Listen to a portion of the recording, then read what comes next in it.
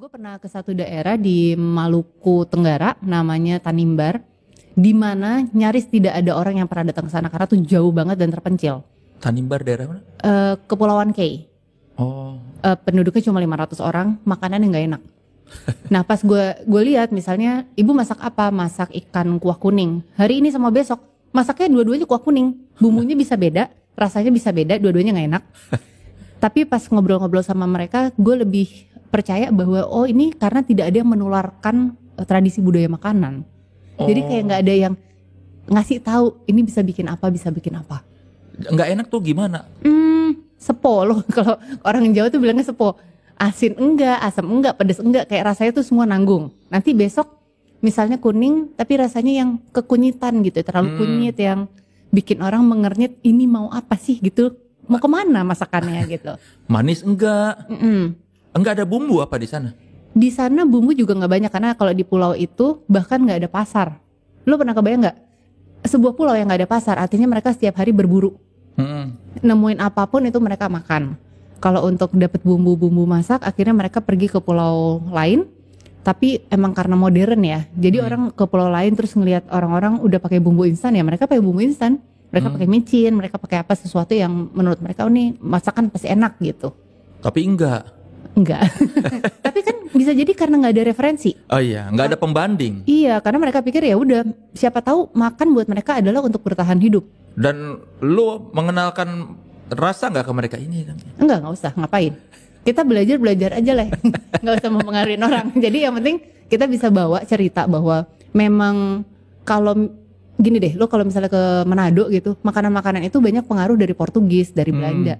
Lo langsung bisa lihat profil rasanya, namanya. Klaper tart Iya. dari Manado, gila, kurang Belanda apalagi. Itu benar-benar bahasa Belanda. Lo pakai gitu. Jadi lu dengan menjadi seorang culinary storyteller ini, apa yang hendak lu sampaikan kepada dunia? Sebenarnya kalau gue kan juga tergabung di Aku Cinta Makanan Indonesia.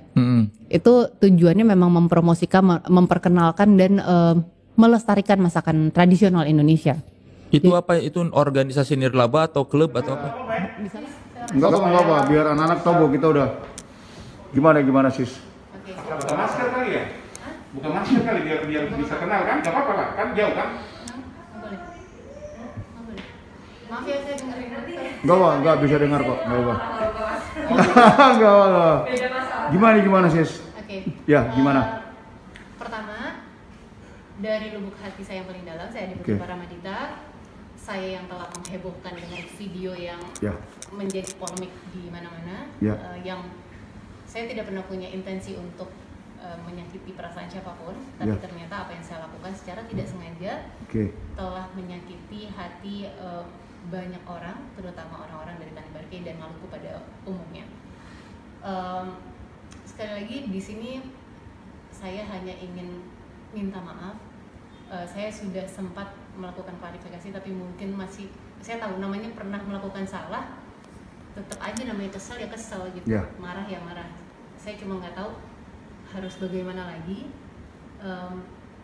Tapi kalau ada cara yang mana saya bisa tarik balik ke belakang semua kata-kata saya akan kasih tarik. Karena tetap apa ya, kalau misalnya orang-orang marah dan udah nggak usah Tanimbar lagi, saya cinta banget lagi sama Tanimbar Kei. Waktu itu saya sampai berencana kalau kita bisa balik ke sana, yang kita akan extend itu kita justru ke Tanimbar Kei karena kita kangen sama di